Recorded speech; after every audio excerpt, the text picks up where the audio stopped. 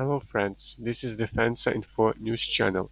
Support the channel, this will allow us to create even more news for you. The Ukrainian armed forces have received a Romanian short-range air defense missile systems AGMS CA-95. This system is a copy of the Soviet air defense missile system Strela-1, adapted to local requirements instead of the Beta-R-2 armored personnel carrier. The system uses the TABC-79 vehicle produced by the Romanian company Romar Arm.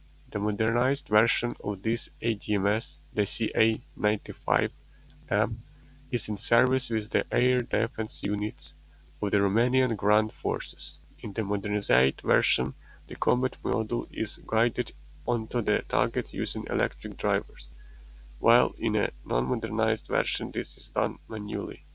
The missiles of the CA-95 complex can hit targets at low altitudes, making it effective for air defense.